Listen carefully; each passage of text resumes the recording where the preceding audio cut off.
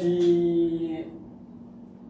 istilahnya kalau kita mau belajar gitu ya, belajar ilmu kejawen atau ilmu yang lainnya, itu kan pasti ada step by stepnya, ada syarat, ada lelaku, ada segala macamnya. Apalagi yang namanya dengan ilmu kejawen itu kan ada tirakatnya atau istilahnya lelakunya itu kan panjang orang sekali. Banyak menilai itu sangat-sangat berat. Iya kan? Betul. Nah, sebenarnya esensi dari lelaku atau tirakat itu kan di situ juga ada mantra, ada wirid dan segala macam. Iya.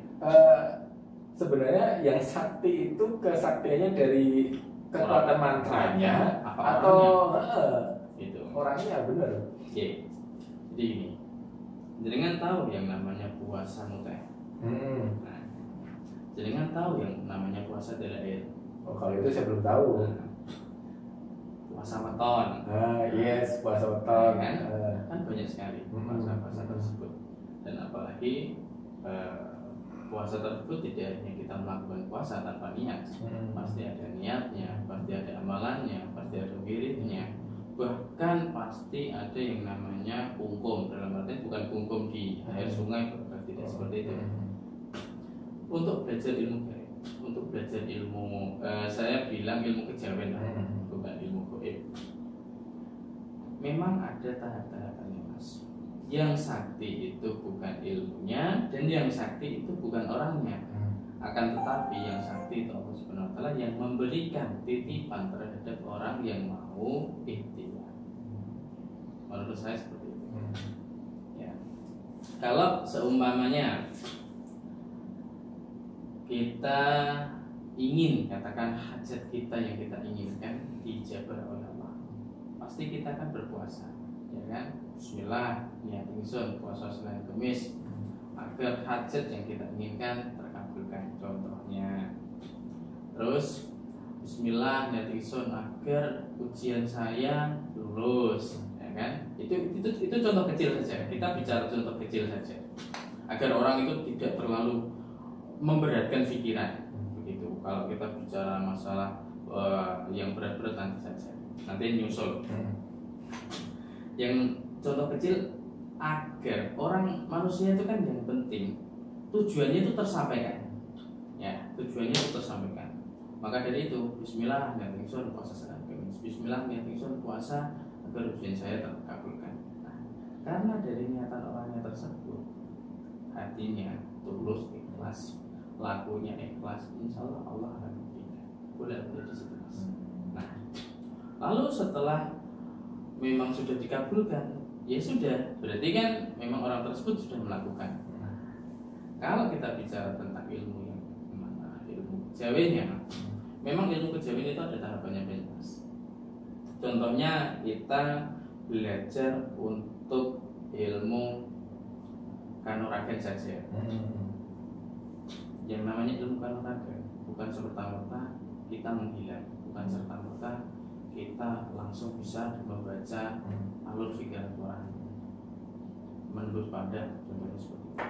Bukan ilmu atau ilmu kanuragan yang mana ilmu tersebut kan memang bisa terjadi orang yang mempelajari itu ada turunan dari mbahnya, jadi buyutnya, biasanya seperti itu. Lalu butuh tahapannya belajar itu bagaimana? Berpuasa, laku wirid, ya. Terus kadang juga ada yang orang yang berjalan itu namanya yang ini lelaku jalan itu. Apa itu namanya? Lawalata itu. Iya. Nah, istilahnya apa itu? Saya kalau agak lupa. Ya, itu terus banyak sekali ilmu ataupun ilmu lah ya. Ilmu itu sama halnya kita belajar dalam suatu sekolah dengan guru gitu. Ya memang ada tahap-tahapannya. Kalau kita jelaskan secara ini banyak sekali rinciannya gitu. Dan apalagi kalau yang mana ini ciri-ciri saja orang yang mau belajar tentang ilmu Jawa ataupun ilmu kanuragan itu bukan serta-merta seperti hanya orang biasa dalam umumnya. Tidak, pasti orang yang mau belajar ilmu tersebut pasti mempunyai ciri-ciri khusus. Biasanya yaitu tadi punya keturunan dari wujudnya, punya yang namanya mata batinnya itu tersentuh atau terketuk, ya. Terus dia itu tidak gila harta.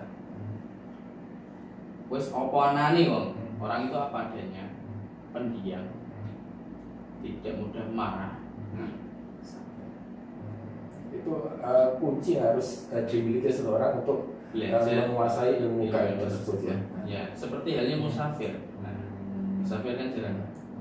Kalau kita logikakan, kita berjalan dari rumah sampai ke tempat A, B, C, D, dan C, ya. Apa orang kalau kita pikirkan logika tanpa adanya kemauan, apakah mau? Jelas tidak mau. Karena itu ada sentuhan hati, karena itu ada ketukan yang mana, oh kamu itu jelek, oh kamu itu carilah ilmu. Maka dari itu ada istilah belajarlah sampai ke negeri Cina, para jauhnya itu. Di segala macam ini dari ilmu gaib ini kan ada macam-macam gitu kan. Seperti Mas Firman tadi mengatakan bahwa ada salah satunya yaitu kanuragan. Ya, kanuragan. Jadi kanuragan ini kan salah satu ilmu gaib yang sudah ada di Indonesia sejak zaman dulu. Betul. Terutama di Jawa gitu kan. Saya ingat dari kecil dulu gitu kan.